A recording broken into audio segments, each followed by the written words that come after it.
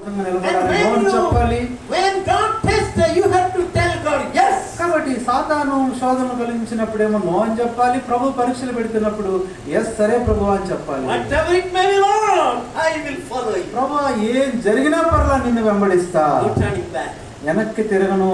And to get strength for this, కాబట్టి దీన్ని బట్టి మనం బలము పొందటానికి laying of hands of the elders are important. హస్త నిక్షేపణ పెద్దల ద్వారా చాలా ప్రాముఖ్యం ఇది మీకు. Now why it is denied and not to do immediately? కాబట్టి ఎందుకు ఇది మరి పూర్తిగా మరి వెంటనే మరి చేయబడతా వచ్చిందంటే, One thing I'll tell. ఇక్కడ ఒక్క విషయం చెప్తాను. In my village, నా గ్రామంలో my church, my village pastor, మా యొక్క సంఘ ఊర్లో ఉన్న పాస్టర్ గారు, he gave baptism to the people who were enrolled for baptism. కాబట్టి ఎవరైతే బాప్తిస్మాల పేర్లు ఇచ్చారో వాళ్ళందరూ బాప్తిస్మాలు ఇచ్చి, After giving baptism, బాప్తిస్మాలు అయిపోయిన తర్వాత he announced one thing. ఆయన ఒక విషయం చెప్పేవాడు, Now I'm ready.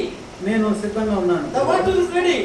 నీళ్లు రెడీగా ఉన్నాయి, If anyone of is ready, please come, I'll give baptism. వెంటనే వాడు మరి బాప్తిస్మ ఇచ్చిన వాళ్ళందరితో పాటుగా మళ్ళీ ఎవరన్నా ఉంటే రండి, నేను సిద్ధంగా ఉన్నాను, నీళ్లు సరిగా ఉన్నాయి, బాప్తిస్మ తీసుకోండి అంటాడు. What a wonderful opportunity. Many people came and took baptism. ఎప్పుడైతే ఇలాంటి అద్భుతమైన అవకాశం దొరికిందో చాలా మంది వచ్చి బాప్తిస్మ Some తీసుకుంటున్నారు. people had a tiny or hook in the mouth or tobacco in the mouth, or just a smoke, and some people came and took baptism. వెంటనే ఎవరైతే గుట్కాలు ఈ చుట్టలు అని నమిలే వాళ్ళు ఉంటారో వాళ్ళు కూడా గబగబా వచ్చి బాప్తిస్మ తీసుకుంటారు. Pastor understood. పాస్టర్ గారికి అర్థమైంది, But he gave the invitation. ఎందుకంటే ఆయన మరి ఆహ్వానించాడు He gave this what he gave baptism. కాబట్టి మరి వాళ్ళు బాప్తిస్మ ఇవ్వాల్సిందే. Now see, should he lay hands on him?